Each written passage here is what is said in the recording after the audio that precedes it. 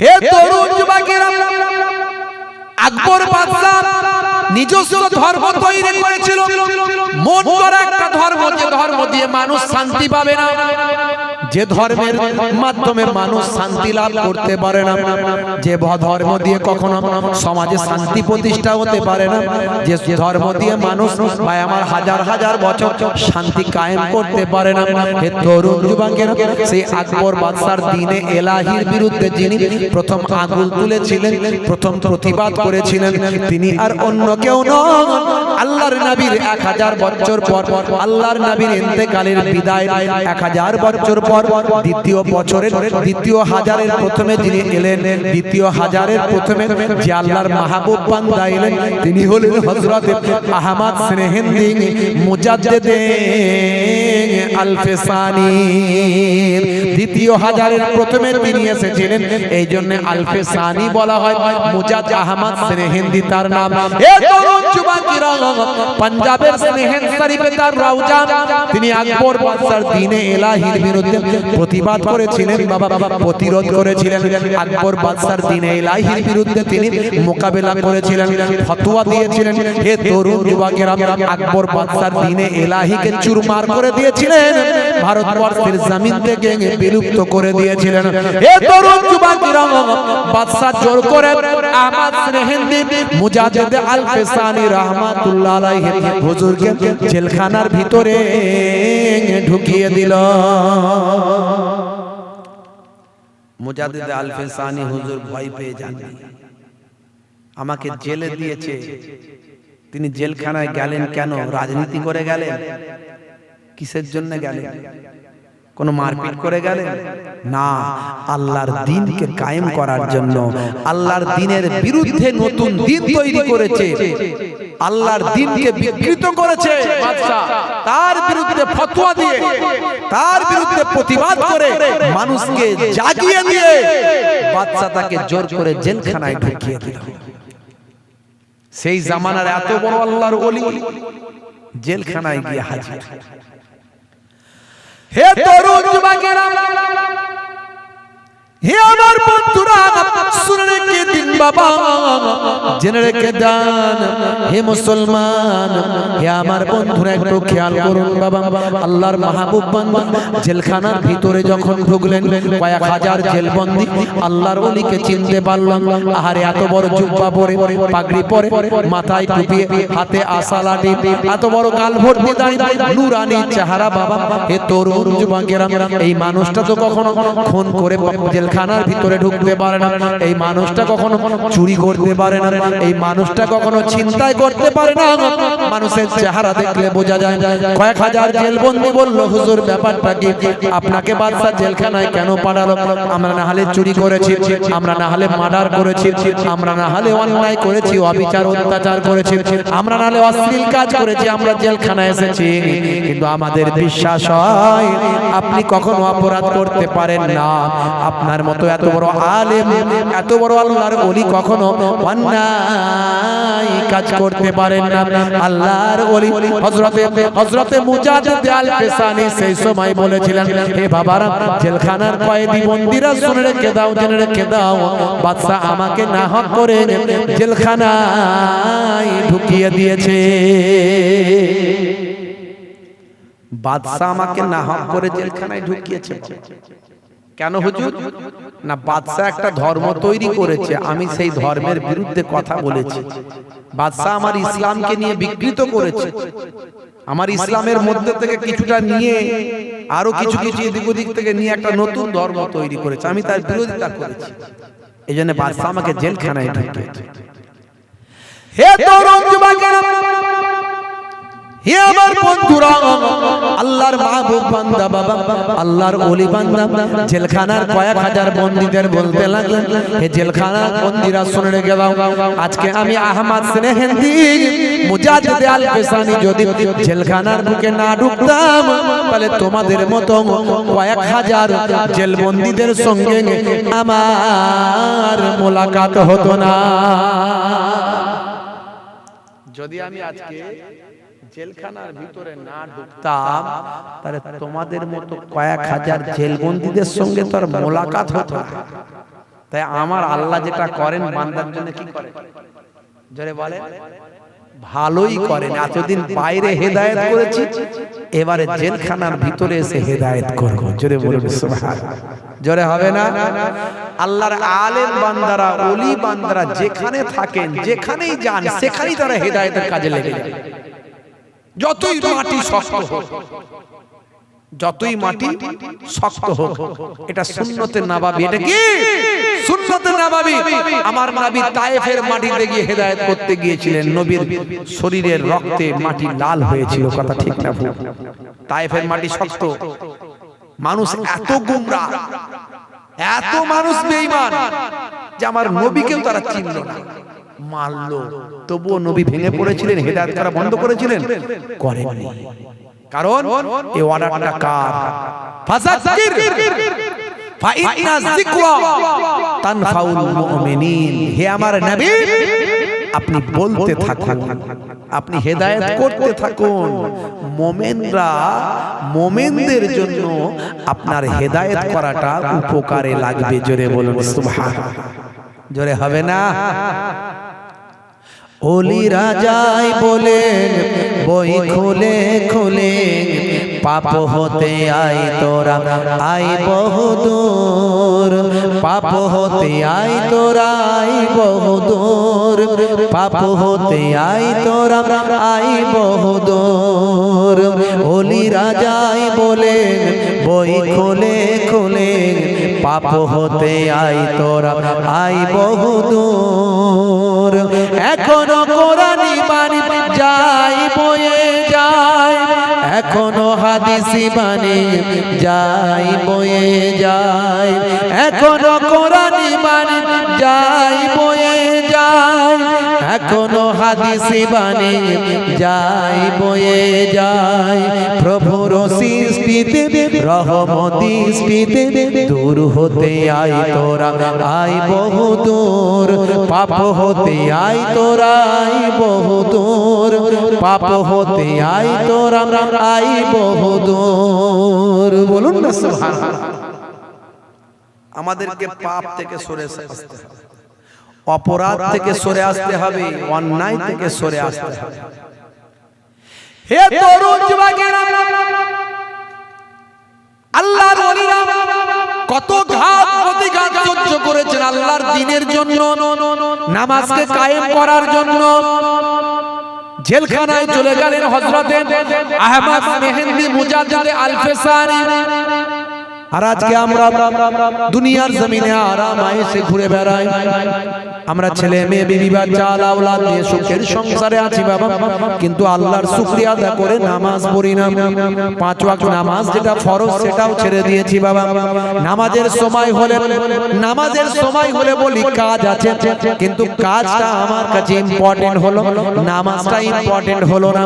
কিন্তু মনে রাখবেন, নামাজটা যদি আপনার কাছে ইম্পর্টেন্ট হয়ে যেত, নামাজটা যদি আপনার কাছে মূল্যবান হয়ে যায়, আমার আল্লাহ আপনার জীবন জিন্দেগিকে কামিয়াবি দেবেন। এটা আজানের মধ্যে আমার আল্লাহ মুয়াজ্জিনকে দিয়ে ঘোষণা করে দেয়। হে তরুণ যুবকেরা, হে আমার বন্ধুরা, শুনে রেখে দিন বাবা, জেনে রেখে দেন, হে মুসলমান, আপনাকে আমাকে বেকার সৃষ্টি করা হয় না। পৃথিবীর জমিনে আমার আল্লাহ আপনাকে সৃষ্টি করেছেন কেবলমাত্র আল্লাহর ইবাদতের জন্য সৃষ্টি করেছেন। এর জন্য আমার আল্লাহ কোরআন মাজিদের মধ্যে জানিয়ে দেন, হে দুনিয়ার মানুষ শুনে রেখে দাও, ভাই আমার দোস্ত আমার আল্লাহ কোরআন মাজিদে বললেন, মা খলাকুল জিন্না ওয়াল ইনসা ইল্লা লিয়াবুদুন। আমি জিন জাতি এবং মনুষ্য জাতিকে কেবলমাত্র আমার ইবাদতের জন্য সৃষ্টি করেছি। হে দুনিয়ার মানুষ শুনে রেখে দাও, জেনে রেখে দাও, তোমরা জানো তোমাদের ছেলে মেয়ে আল আওলাদ কাজ কারবার ব্যবসা বাণিজ্য মাল মাতা সংসার ধর্ম পেয়ে আমি আল্লাহ আমার ইবাদতটা ভুলে না যাও। এটাও আমার আল্লাহ কোরআন মাজিদে জানিয়ে দিলেন, ইয়া আইয়ুহাল্লাযীনা আমানু লা তুলহিকুম আমওয়ালুকুম ওয়ালা আওলাদুকুম আন যিকরিল্লাহ ওয়া মান ইয়াফআল যালিকা ফাউলাইকা হুমুল খাসিরুন। এ দুনিয়ার মানুষ, ना भुला दे माल तुम्हारा और औलाद तुम्हारे अल्लाह की इबादत से, अल्लाह की जिक्र से, ना भुला दे माल तुम्हारा और औलाद तुम्हारे। তোমরা জানো তোমাদের মাল মাতা, তোমাদের সন্তান সন্ততি, তোমাদের কাজ কারবার, তোমাদের ছেলে মেয়ে, তোমাদের আল আওলাদ, তোমাদের ব্যবসা বাণিজ্য, তোমাদের গাড়ি বাড়ি, তোমাদের জায়গা জমি, তোমাদের ঘর বাড়ি, এই সব পেয়ে যেন তোমরা আল্লাহর ইবাদতটা না ভুলে যাও। যদি তোমরা ভুলে যাও, আমি আল্লাহ বলিনি তোমরা ক্ষতিগ্রস্তদের অন্তর্ভুক্ত হবে। হে তরুণ যুবকেরা, হে আমার বন্ধুরা, শুনে রেখে দিন বাবা, জেনে রেখে দেন, বাপ বেটায় মিল নাই, মা বেটিতে মিল নাই, ভাই ভাইতে মিল নাই, মামা ভাগনাতে মিল নাই, পাড়া প্রতিবেশীতে মিল নাই, একে অপরের মধ্যে শান্তি নাই। এর ওপরে কেস চাপিয়ে দেয়, ওর ওপরে কেস চাপিয়ে দেয়। কাউকে আপনাকে এসে মারতে হবে না, নিজের ভাই ভাই মারামারি করে মাথা ফাটিয়ে ফেলে। ভাই কথা ঠিক না ভুল? বাইরে শত্রু মারা লাগবে না, ইহুদিরা এসে মারতে লাগবে না। ফিলিস্তিনিদেরকে ইহুদিরা মারছে, এখন ফিলিস্তিনিরা ঐক্যবদ্ধ হয়েছে। যতদিন মারেনি ততদিন নিজেরা দল ভাগ ছিল, এটা ফাতার দল, এটা হামাসের দল, এটা আরো অন্য কারো দল, এটা অমুকের দল। এখন সবাই মিলে মার খাচ্ছে, যখন বল সবাই এক, তখন বলতে কি সবাই এক, ভাই ভাই মারপিট করছে, চাচা ভাই ভাই, মামা ভাগ নাই। হে তরুণ যুবকেরা, আল্লাহ বললেন বান্দারে তোমরা আমার ইবাদতটা করো, আমাকে মানো, আমার নির্দেশনা মানো। তোমাদের মধ্যে থেকে অন্যায় দূরীভূত হবে, তোমাদের মধ্যে থেকে পাপ দূরীভূত হবে, তোমাদের মধ্যে থেকে অপরাধ চলে যাবে। ইন্নাস সালাতা তানহা আনিল ফাহশাই ওয়াল মুনকার, নিশ্চয় নামাজ তোমাকে অশ্লীলতা অন্যায় থেকে সরিয়ে দেবে। যদি তুমি নামাজি হয়ে যাও, যদি তুমি আল্লাহওয়ালা হয়ে যাও, যদি তুমি রোজাদার হয়ে যাও, যদি তুমি আল্লাহকে মাননেওয়ালা হয়ে যাও, যদি তুমি সুন্নতওয়ালা হয়ে যাও, যদি তুমি নবীর আদর্শটা মেনে নাও, তাহলে তোমার কাছ থেকে অটোমেটিক পাপ চলে যাবে, তোমার কাছ থেকে অটোমেটিক অন্যায় দূরীভূত হবে, তোমার কাছ থেকে অটোমেটিক সমস্ত বিপদ আপদ মুসিবত গুলো আমি আল্লাহ দূর করে দেব। জোরে হবে না? জোরে হবে না? মুসলিম তুমি নামে হলে কামে হলে না ভাই, মুসলিম দেখো অপরাধে লিপ্ত কেন হয়, মুসলিম তুমি কোরআন হাদিস পড়তে জানো না, মুসলিম তুমি মসজিদেতে নামাজে এলে না, মুসলিম তুমি নামে হলে আজ মুসলিম তুমি নামে, মুসলিম এলে নেই পথে সমাজ বদলাবে রে, সমাজ বদলাবে। মুসলিম তুমি নামে হলে আজ কামে হলে না ভাই, মুসলিম দেখো অপরাধে লিপ্ত কেন হয়, বোমে বারুদে নেশার থালায় হবে না কারো সাথী, বোমে বারুদে নেশার থালায় হবে না কারো সাথী, সালাউদ্দিন আর তাগুলের তুমি যে উত্তরসূরি, ব্যঙ্গ কার্টুনে ব্যঙ্গ সিনেমায়, ব্যঙ্গ কার্টুনে ব্যঙ্গ সিনেমায় নবীর সম্মান কমে না, ব্যঙ্গ কার্টুনে ব্যঙ্গ সিনেমায় নবীর সম্মান কমে না, গুগল সার্চে সেরা মনীষী খুঁজে দেখো না। মাঝে মাঝে কলম চালাই তো একটু লিখি, মাঝে মাঝে মুসলমানের অবস্থা হাই রে হাই, রাগ করবেন না। 100 জনের 95 জন 5 ওয়াক্ত নামাজ পড়ে না, ভালো করে খেয়াল করুন। 100 জনের 95 জন 5 ওয়াক্ত নামাজ পড়ে না। যে 10 বছর 7 বছর বয়স থেকে নামাজ পড়ার কথা বলা হয়েছে, 10 বছরের বাচ্চা যদি নামাজ না পড়ে তাকে ধরে চাটি মারতে হয়, যেমন পড়াশোনা না করলে একটু চাটি মারেন, কানটা মুলে দেন, তার ভবিষ্যতে ভালো চিন্তা করে, আর এটা তার আখিরাতে ভালো চিন্তা করে। যদি নামাজ না পড়ে কানটা ধরে মসজিদে পাঠাবে। তার কান ধরা তো দূরের কথা, বাপ নিজেই তো নামাজ পড়ে, সন্তানেরা কি কান ধরে? কথা ঠিক না? বলি রাগ করবেন না বাবা। হে তরুণ যুবকেরা, হে আমার বন্ধুরা, হে আমার মুরব্বিয়ানেরা, শুনে রেখে দিন বাবা, জেনে রেখে দেন। হে মুসলমান, আমার আল্লাহ বললেন বান্দারে, হে দুনিয়ার মানুষ, তোমরা বেঁচে আছো, আমি আল্লাহ তোমাদের বাঁচিয়ে রেখেছি। এই পৃথিবীতে আসার আগে তোমরা কোথায় ছিলে তোমরা কি জানো? কাইফা তাকফুরু, তোমরা কেমন করে কুফরি করো, আমি আল্লাহর সঙ্গে কেমন করে নাফরমানি করো, কেমন করে আমি আল্লাহর সঙ্গে কুফরি করো, কেমন করে আমি আল্লাহকে অস্বীকার করো, কেমন করে আমি আল্লাহ আমার নির্দেশনাকে অমান্য করো, কেমন করে তোমরা বেনামাজি হয়ে যাও, কেমন করে তোমরা বেরোজাদার হয়ে যাও, কেমন করে তোমরা আল্লাহর দ্বীনকে ভুলে যাও, কেমন করে তোমরা আল্লাহর শরিয়াতকে ভুলে যাও, কেমন করে তোমরা নবীর সুন্নতকে ভুলে যাও, কেমন করে আল্লাহ রাসূলের কথা থেকে দূরে সরে যাও, কেমন করে ওয়াজ নসিহতের বয়ান থেকে তোমরা দূরে থাকো। হে তরুণ যুবকেরা, তোমরা এই পৃথিবীতে আসার আগে কোথায় ছিলে তোমরা কি জানো? আমি আল্লাহ বলি ওয়াকুনতুম আমওয়াতান, তোমরা ছিলে মৃত। এই পৃথিবীতে আসার আগে তোমরা মৃত অবস্থায় তোমরা ছিলে। আমি আল্লাহ শুক্রাণু এবং ডিম্বাণুর মধ্যে দিয়ে মাতৃগর্ভে তোমাদের স্থান দিয়েছি।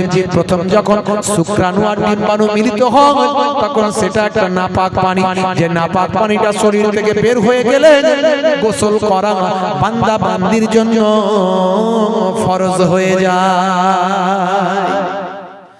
হে জওয়ান যুবকেরা, হে আমার বন্ধুরা, শুনে রেখে দিন বাবা, জেনে রেখে দেন। হে মুসলমান, আপনাকে আমাকে আল্লাহর নির্দেশনা মানতে হবে। আল্লাহর নির্দেশনাকে আপনাকে আমাকে পরিপূর্ণভাবে মানতে হবে। আল্লাহর নির্দেশনাকে ভুলে গেলে চলবে না, আল্লাহর নির্দেশনাকে ছেড়ে দিলে চলবে না। আমার আল্লাহ যেটাকে ফরজ বলেছেন, ওয়াজিব বলেছেন, আমার আল্লাহ যেটাকে হুকুম করে দিয়েছেন, আল্লাহর কোরআন থেকে যেটা ফরজ ওয়াজিব হিসাবে সাব্যস্ত হয়েছে, সেটাকে আপনাকে আমাকে মেনে চলতে হবে। হে তরুণ যুবকেরা, আমার আল্লাহর নির্দেশে কখনো কম্প্রোমাইজ করা যাবে না বাবা। আমার আল্লাহ বলেছেন বান্দারে, তোমরা যা কিছু করো আমার ইবাদত যেন ভুলে যেও না। আমি তোমাদের ইবাদতের জন্য পাঠিয়েছি, আমার দ্বীনকে কায়েম করার জন্য পাঠিয়েছি, তোমরা নামাজকে প্রতিষ্ঠা করার জন্য তোমাদের পাঠিয়েছি। তোমরা রুজি রোজগার করবে, ব্যবসা বাণিজ্য করবে, কাজ কারবার করবে, সংসার ধর্ম করবে, কিন্তু তারই মাঝখানে যেন আমার ইবাদতটা ভুলে যাবে না। হে তরুণ যুবকেরা, হে আমার মুরব্বিয়ানেরা, শুনে রেখে দিন বাবা, জেনে রেখে দেন। আল্লাহর ওলি বান্দারা সব কিছু করেছেন বাবা, সংসার ধর্ম করেছেন, ব্যবসা বাণিজ্য করেছেন, কাজ কারবার করেছেন, কিন্তু তারই মাঝখানে তারা আল্লাহর ইবাদতটা ভুলে যান না। ওলিয়া উলিয়ারা ইবাদত করে আল্লাহর ওলি হয়েছে। এই জন্য ওলিদের বয়ান আমরা কোরআনে পাই। ওলিদের বয়ান কোথায় পাই? কোরআন মাজিদে পাই আমরা। কোরআন মাজিদে আমার আল্লাহ জানিয়ে দিয়েছেন বহু জায়গাতে, ইয়া আইয়ুহাল্লাযীনা আমানুত্তাকুল্লাহ ওয়া কুনু মা'আস সাদিকিন, হে বিশ্বাসী বান্দারা, তোমরা আমি আল্লাহকে ভয় করো এবং সত্যবাদীদের সঙ্গী হও। সত্যবাদী কারা? আমরা পুরোপুরি সত্যবাদী হতে পেরেছি? জীবনে মিথ্যা কথা একটা বলেন না? আমরা বলি না জীবনে? মিথ্যা কথা বলা মহাপাপ। যা বলেছেন বলেছেন, আর বলবেন না। ওয়া ইস্তানিবু কাউলা যুর, তোমরা মিথ্যা থেকে পরহেজ করো, মিথ্যা থেকে দূরে সরে যাও। আল্লাহর কোরআন। সত্যবাদী কারা? সত্যবাদী হলো আল্লাহর মাহবুব বান্দা, ওলি বান্দারা। জোরে বলুন সুবহানাল্লাহ। হে তরুণ যুবকেরা, আল্লাহর ওলি বান্দাদের কেন আমরা ভালোবাসি? আল্লাহর ওলি বান্দারা নিজেদের আল্লাহর হুকুমকে পায়রাবি করার জন্য যত রকমের বিপদ মুসিবত যায় আসুক না কেন সমস্ত বিপদ মুসিবতকে তারা আলিঙ্গন করেছেন। তারপরেও তারা কারো কাছে স্যালেন্ডার করেননি, কার কাছে আত্মসমর্পণ করেননি, আল্লাহর হুকুমের ব্যাপারে কোনো কম্প্রোমাইজ করেননি, আল্লাহর হুকুমের ব্যাপারে কারো কাছে আত্মসমর্পণ তারা করেননি। হে তরুণ যুবকেরা, হে আমার মুরব্বিয়ানেরা, তারা নিজেদের জীবনকে উৎসর্গ করেছেন কিন্তু তারা আল্লাহর হুকুম থেকে দূরে সরে যাননি। হে তরুণ যুবকেরা, হে আমার বন্ধুরা, শুনে রেখে দিন বাবা, জেনে রেখে দেন। আপনারা জানেন আকবর বাদশা দ্বীনে এলাহি তৈরি করেছিল বাবা। দ্বীনে এলাহি হলো সমস্ত ধর্ম থেকে কিছু কিছু করে কাটিং করে করে নিয়ে নিয়ে একটা নতুন ধর্ম তৈরি করা। ভাই আমার, দোস্ত আমার, মানুষ নিজে কি কখনো ধর্ম তৈরি করতে পারে? মানুষ কি কখনো ধর্ম তৈরি করা সম্ভব? ধর্ম তৈরি করা মানুষের দ্বারাই সম্ভব নয়। ধর্মের উদ্দেশ্য হলো শান্তি প্রতিষ্ঠা করা। মানুষ কি কখনো শান্তির নিদর্শন দিতে পারে? আজকে যেটা মানুষ মনে করবে এই নিয়মটা মেনে চললে শান্তি হবে, সেটা আজ থেকে 50 বছর পর সেই নিয়মটা বদলে যেতে পারে। কিন্তু কেবলমাত্র মহান আল্লাহ সৃষ্টিকর্তা যিনি একটা ধর্ম দেবেন তিনি ভালো করে জানেন 50 বছর পরে কি হতে পারে, 100 বছর পরে কি হতে পারে, 1000 বছর পরে কি হতে পারে। আল্লাহর বিধান যদি মেনে চলে মানুষ, তাহলে কোটি কোটি বছর গেলেও শান্তি বজায় থাকবে।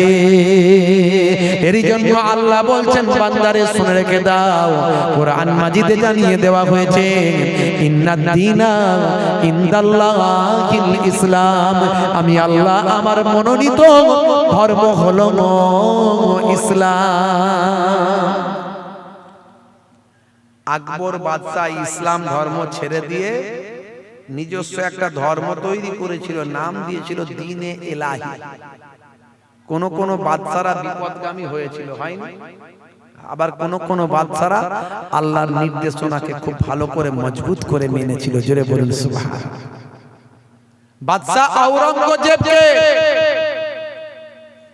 অনেকে কটূক্তি করে, উনি নাকি অন্য ধর্মের প্রতি সহিষ্ণু ছিলেন না, এইসব কথা বলে।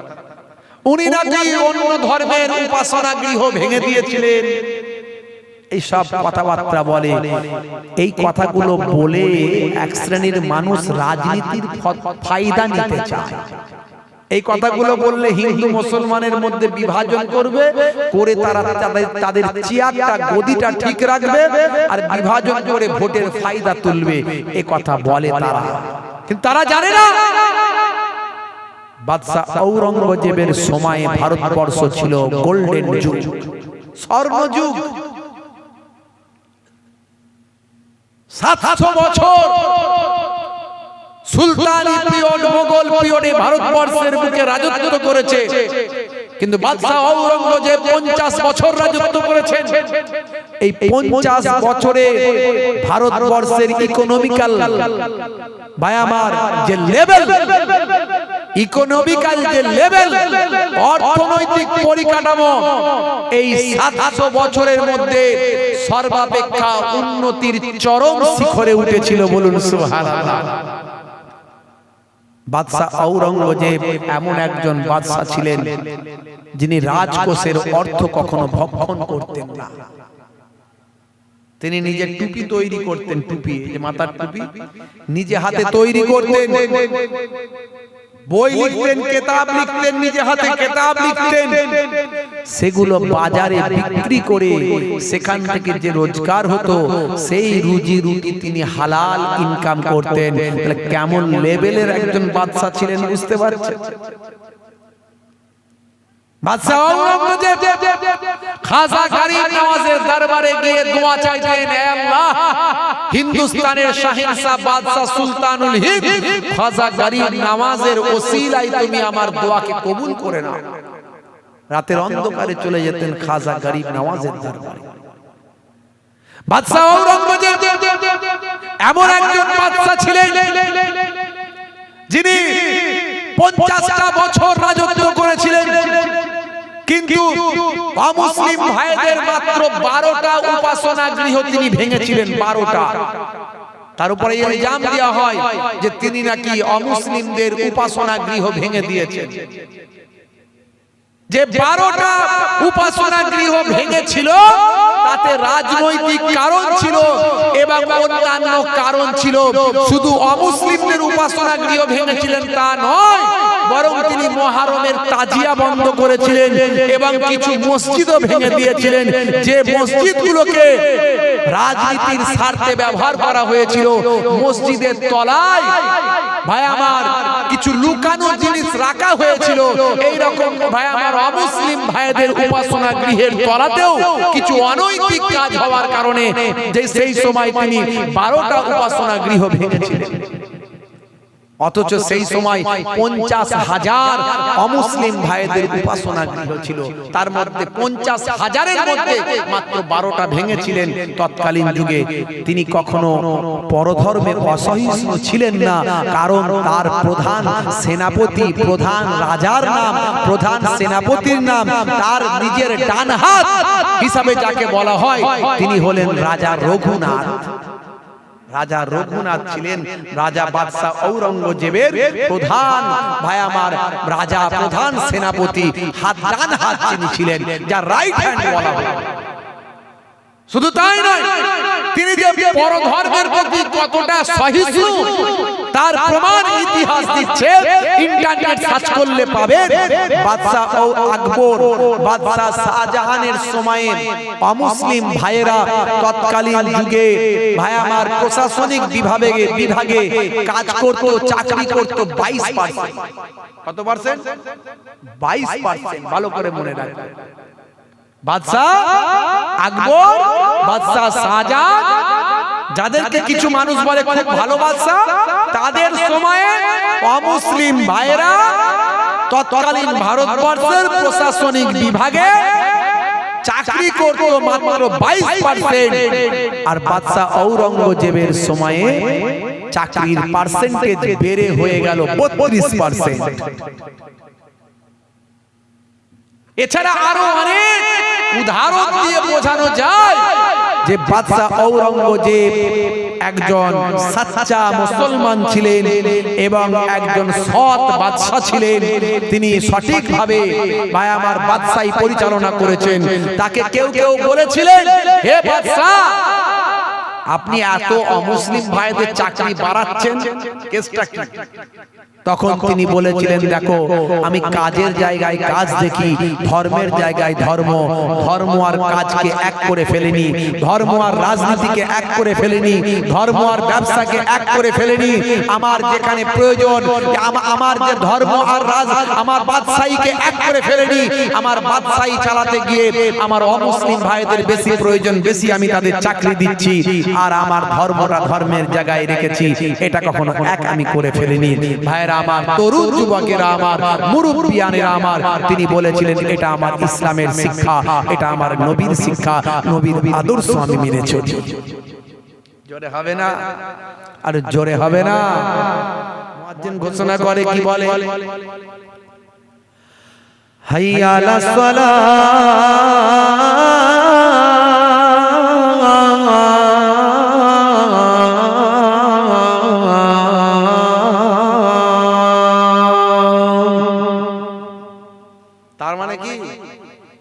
এসো নামাজের দিকে এসো। মুয়াজ্জিন ঘোষণা করে কি বলছে? নামাজের দিকে এসো। যদি নামাজের দিকে আসো তাহলে কি হবে? কি হবে? মুয়াজ্জিনকে আল্লাহ বলছে, বলে দাও কি লাভ হবে। মুয়াজ্জিন তাই আবার ঘোষণা করছে, হাইয়া আলাল ফালাহ,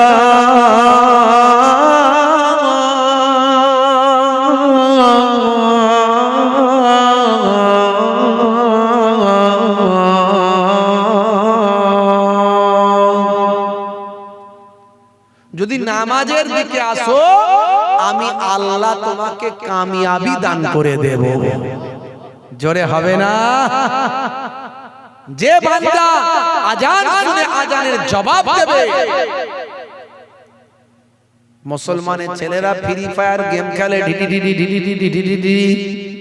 যে আজান হচ্ছে হাইয়া আলাস সালাম, এই সাউন্ডটা কমার, এই সাউন্ডটা কমা, অমনি সাউন্ডটা কমিয়ে দিল, গেম খেলা বন্ধ করে না, ও চালাচ্ছে। যে গান শোনে, ভিডিও দেখে, ভিডিও গান, সিনেমা, মোবাইলে, এই আজান হচ্ছে সাউন্ডটা কমারে, সাউন্ডটা কমিয়ে দিলে কিন্তু দেখা বন্ধ করে না। যে টিভি দেখছে, টিভির সিরিয়াল দেখছে, মায়েরা বোনেরা, অমনি যে আজান হচ্ছে সঙ্গে সঙ্গে বলছে এই ফুলটুসির মা তাড়াতাড়ি ভলিউমটা কমিয়ে দে, টিভির আজান হচ্ছে শুনতে পাসনি। অমনি টিভির ভলিউমটা কমিয়ে দিল, কিন্তু টিভির দিক থেকে চোখ হাটাই না, টিভি দেখা বন্ধ হয় নাই। কথা ঠিক না ভুল? মায়েরা আবার মাঝে মাঝে দেখা যায় আজান হলে কি বলে, এই কই রে কেলোর মা, তাড়াতাড়ি মাথা কাপড়টা আজান হচ্ছে, দেখতে পাই না আজান হচ্ছে। মানে আজান হলে মাথায় কাপড় দিতে হয়, ওটা বোঝে, আর কিছু বোঝে না। না না না, আজান হলে দুনিয়ার সমস্ত কথাবার্তা বন্ধ করে দাও। অনেকে যখন ওয়াজ হয় বলে হুজুর আজান হচ্ছে, ওয়াজ বন্ধ করুন, হুজুর আজান হচ্ছে, ওয়াজ বন্ধ করুন। যেটা চলবে সেটাকে বন্ধ করতে হবে। আজান হলে ওয়াজ যদি করা হয়, আল্লাহ আল্লাহ রাসূলের কথা হলে মাসালা হচ্ছে চলতে পারে, অসুবিধা নাই, গুনাহ হবে না। কোরআন হাদিসের কথা আজানের সময়তেও চলতে পারে। কিন্তু ওটাকেই লোকে বলে হুজুর আজান হচ্ছে, বন্ধ করুন, বন্ধ করুন হুজুর, বন্ধ করুন। আজান হচ্ছে, ওয়াজ বন্ধ করে দিল, কিন্তু এরপর চেঁচামেচি, ওই কেলো এদিকে আয়, ওই অমুক কর, এই সেটা কর, ওরা নিজেরা চিৎকার চেঁচামেচি করছে, সেটা বন্ধ করে না, ওয়াজ বন্ধ করে দিয়েছে। কথা ঠিক না?